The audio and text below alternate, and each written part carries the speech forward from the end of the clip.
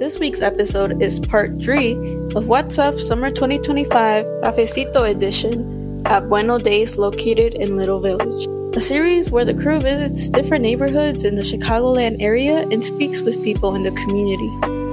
But stay tuned as we speak with a former instructor of Radio Arte who now advocates for social justice, 2 directors of the Chicago Community and Workers' Rights Organization, and a fun interview with Fernando, a personal fitness trainer at Connect Fitness. But before we get into any of these interviews, let's begin by hearing straight from the owners of Bueno Days themselves about their impact on their community and more. Take it away, Chantal. Hello, we are here today at Bueno Days, a coffee shop in Little Village. My name is Chantal, and here we have Alma and Cristobal. Can you tell us a little bit about who you are and how your shared love of coffee and culture first turned into the idea for business? Ooh. Very good. Do you want to take a stab at it, or should I? You go first. Okay. The really interesting part about Bueno Days is that it is a business concept that started during the pandemic. I am a nurse by background, and so COVID started, and Chris and I were doing a lot of reflecting on just what's important to us and what it means to be in community and create something that is kind of like a shareable experience with everyone. And we decided that coffee was a really great avenue to create relationships, to build something. However, our approach to coffee was very different. I grew up with my parents giving me café de olla or café con leche since I was very young. And it always had a lot of milk, and it always had a lot of sugar, and it was like really normal for kids or younger adults to like drink coffee. And Cristobal. Not I. I didn't get into coffee until college years. It was more of the experience of coffee that got me. Like a friend of mine, like a bandmate of mine, he was working at Nightcap in Wilson, and every day he had to sip on the espresso to make sure that it was tasting good. And he didn't know what he was doing yet, so he's like, "Hey, try this espresso with me." And through that, we like learned so much about tasting things, like intentionally. That stuck with me like since like 2015 or something like that. Like about like 6 years before we even like did anything with Bueno. I don't know if you want to continue your story. So, we decided to come up with. Well, I guess you can talk about like the start of how Bueno started. Yeah, I mean, one thing about us is that I think we approached like our business and our roles like very differently and really intentionally too. Like it was like using our strengths or just the things that make us unique. So in a way, my background was always in design, and even before then in photography. So this is like 2011 maybe. I was doing photography for Fiesta del Sol as an intern, and that's where I learned a lot about culture, a lot about our neighborhood, a lot about our identities that, for years I just always wanted to start something that was meaningful to a group of us that like would identify with being Mexican American. And fast forward to pandemic, we were thinking of starting a project together. And at that point, you're thinking, all right, we need like a product. We need something to sell because that's an American thing to do, kind of, right? And café con pan was the initial idea. Yeah. Alma was making pastries. I was making like cold brew, café de olla type stuff. And we were learning along the way using just whatever we had to make it happen. So that's kind of been the split too, right? I've been very more of a like branding, design kind of brain, and Alma's been like always about like systems and literally technically making all the flavors that people come back for. Yeah. So I guess coffee ended up being a really special avenue to not only highlight like our different strengths, but also create a space that we hope people feel welcomed and safe, and we hope build community, right? Like you can come and you can sit in our communal table and hopefully you bump shoulders with someone and start a conversation that you maybe wouldn't have had otherwise. So, I hope that answers the question. No, I'm pretty sure it did. Going back to the idea of business, right? Yeah. I wanted to ask, why choose this location, which is between Pilsen and Little Village? Why do you think there was a need for a third space in the neighborhood? Ooh, good one. So I was born and raised in Little Village. I'm a Little Village girl, and it was really interesting for me that everyone, when you grew up, you left the neighborhood, and I get it, right? There's not a lot for like our generation to necessarily stay here for, because there's not a lot of spaces that are like, if you want to work from home, if you want to go get a coffee, like it's just not, there's not too many opportunities there.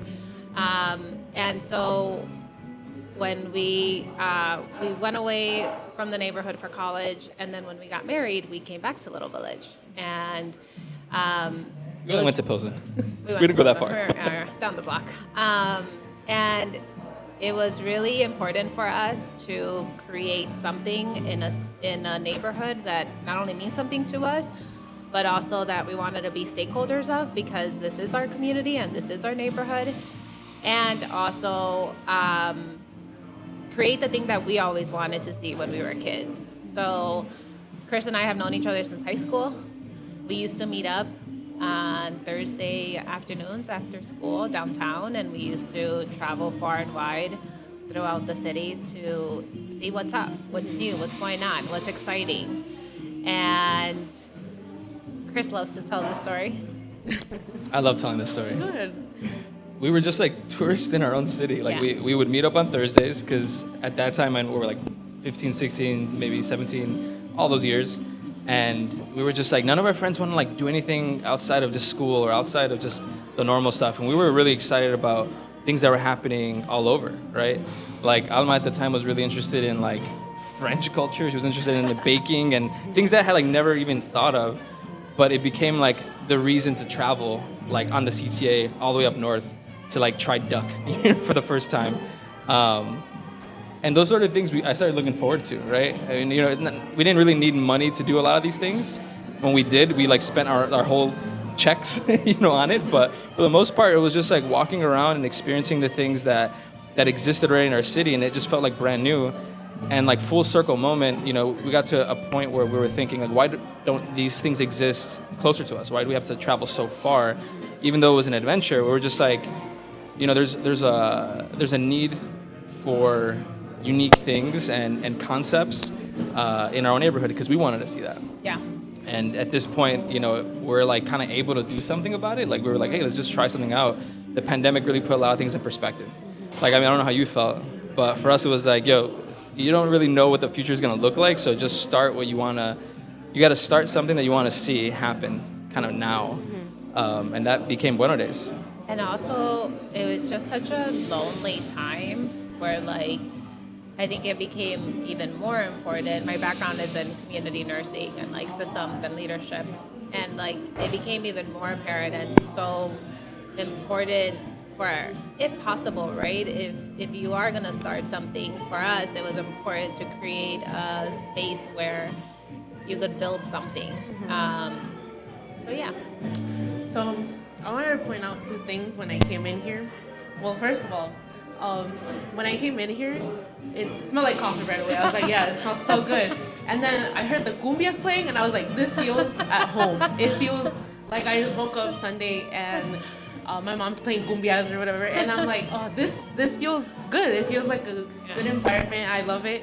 And I also wanted to point out that I noticed your shirt. It says made possible by immigrants, right? And I wanted to point out how important that is. It is to show stuff like that, especially during times like this. So I wanted to ask, in what ways do you hope Buenos Days can serve or give back to the community, both locally and culturally? You want to talk about It's a the big campaign? one. Yeah. So I think I'll start off with the idea of it. And it's not so much an original idea as it is a thing happening to all of us. And it just feels like our entire, culture and our neighborhoods are just a bit under attack at the moment. And like, you know, that feeling of like you can't do anything about this, like the government is against us, is just such a terrible feeling. And you like as a business owner, you think, what are the things that I can do? What are the things that like a father can do? What are the things that, you know, students can do? And at this point in my life, it's like we have a platform here, and it feels so appropriate to find a way to say how we feel. And you know, when the whole country is divided, and it's just so sad to see, you just kind of want to create a statement that doesn't sound like fighting words, but maybe more so sounds like a fact. And so we did this campaign, you know, a few weeks back, which was like made possible by immigrants, but it's like blank is made possible by immigrants, and we allowed people here in the shop during a weekend to just like fill it in. And it was so wonderful to see like how people saw, you know, how they like used even the poster, how they like took liberties and the words they chose. It was really beautiful to see that, you know, the idea resonated beyond just us and just beyond me. And not that I'm surprised by it, but it's just so important. I'll be honest, like as a father now, like a new father of 3 months, like these sort of things hit a little bit different. I think back in college days, it was much easier to just talk about things in a passionate way and go to a protest. And I don't know, it just felt a bit like more fluid. But now it's like, I don't think in weeks, I think in years, and I think in generations. So all that to say that, you know, these designs and, you know, these efforts they're coming from the heart, you know. And we just like released a T-shirt recently, and I was even on the fence about making a T-shirt, but I don't know, I was like, you got to make something that people can wear, and you got to make something that, you know, people are going to like really identify with. So actually just very happy that we released that. Yeah. And again, right, like to your point of like the music like when you walk in here, that's all our team. Everyone has like a different, you know, we're always like pick your vibe for the day, pick your vibe for the next few hours. But I agree, like it is really cool that you walk into a coffee shop and you hear Spanish music. Like how often does that happen, right? And like I think it's important for us that you do get a little bit of a mix in here, and it's all our team though. They pick the vibe for the day. So maybe you come in and there's cumbias, or maybe there's corridos, or maybe there's the Marias, or maybe there's, who knows? There was a little bit of everything when I came in. I was like, this is so good. You'll know when you see through the windows what barista's on, you know, behind the bar, that you can expect a certain vibe. That's amazing. So we see that you have a beverage workshop for tomorrow. What's the thought process for hosting them at a coffee shop? Yeah, so fun. So I'll give you a little backstory. When we first launched Bueno Days, we thought we were only gonna sell like beans, and that we were maybe possibly gonna do pour overs, because again, we were super excited to highlight Mexican coffee, because in Chicago, it's just not widely highlighted or celebrated, right? And we were like, there's this gap. Like Mexican coffee is so delicious. Like, why isn't there more of it? And in our very first pop-up, I decided to make us like a little thank you, an horchata picosa base, kind of like a syrup.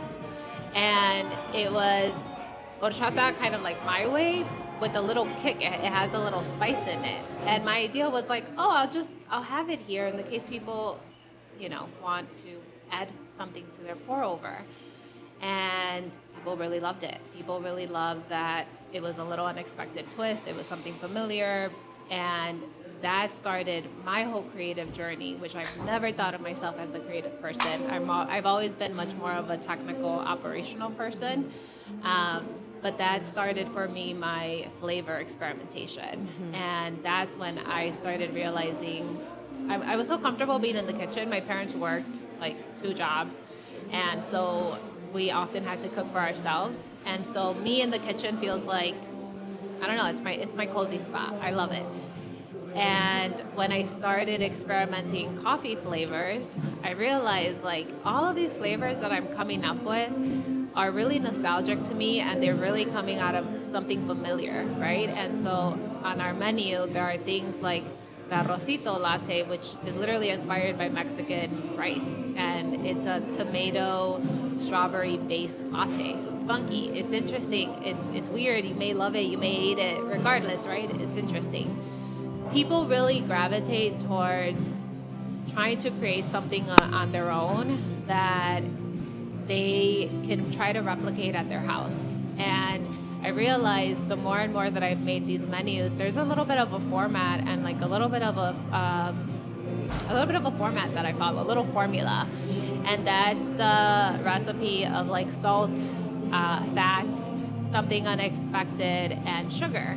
And so people always ask, how can I do this at home? How can I try to do like my own version? Like I have this idea for a drink, and so the workshop is really an avenue for me to try to tell people, this is how I do it, and this is how you can try to do this at home, and hopefully give people the tools that they need to play at home and be curious at home. Again, we have now like our own shop where we can experiment with stuff like this, and like people really enjoy the workshop.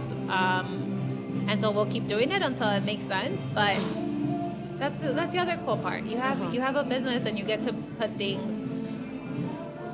try things out, and hopefully people resonate with it.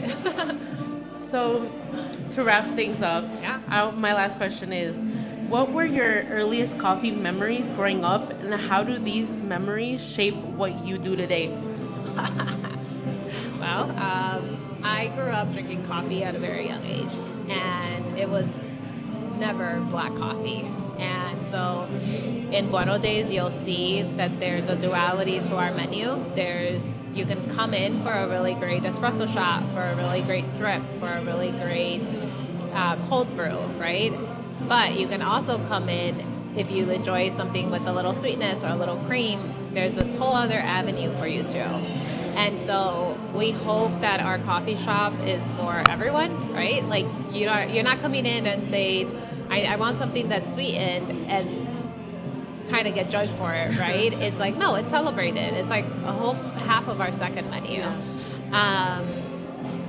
And yeah, I think those foundational roots of having my coffee a little sweetened or with a little bit of milk or cream or whatever has really given me the freedom to just create things that are maybe a little unexpected, and for the customer that's looking for something a little interesting. Not that black coffee is not interesting. Black coffee is so interesting. We like to think that there's a spectrum of like coffee drinkers. Yeah. On one side you have the like cream sugar, and a lot of time that's to correct like the bitter flavor of coffee, right? But it's also a type, we have a whole like lab menu based on like cream and sugar and like what you can do with it. But on the other side is like for the people who just love black coffee, for its origins, for its like, honestly, its inherent complexity. Yeah. That's where I fall. And it has a lot to do with like the earliest memory with coffee. Alma's is at like 3 years old with like Nescafe. Mine is like at, I don't know, I'm probably 21 or 20. I don't even know, I'm like in college. And my roommate at the time is working at a cafe, and he doesn't know anything about coffee either, but he has a really, honestly, interesting coffee job because they're training him to taste coffee. And all of that turned into me dropping him off like at 6 a.m. to open up the cafe, because at the time you were going, you were in nursing school, so you were doing like rotations at hospitals. So I was up super early dropping her off, and then I'm like, I'm already awake. Let me just drop off my homie to like work, and I just stick around there to do homework. Again, nobody's there. We're just drinking espresso because he's dialing in the espresso like he's been trained to do, and he's teaching me. And it just honestly, just because he probably wanted to share, because we just share stuff. And I really got a taste of the side of coffee that has nothing to do with cream, sugar, and had everything to do with like being very present and maybe even like kind of ritualistic. I started looking forward to it, and it took me totally by surprise.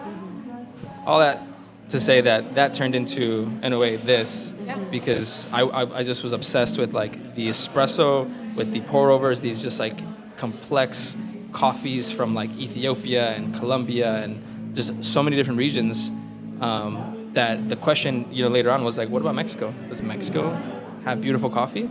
And we were like, yeah, it does. Why doesn't anybody use it? So it's all full circle. Yeah. Okay. Well, those are all the questions that I have.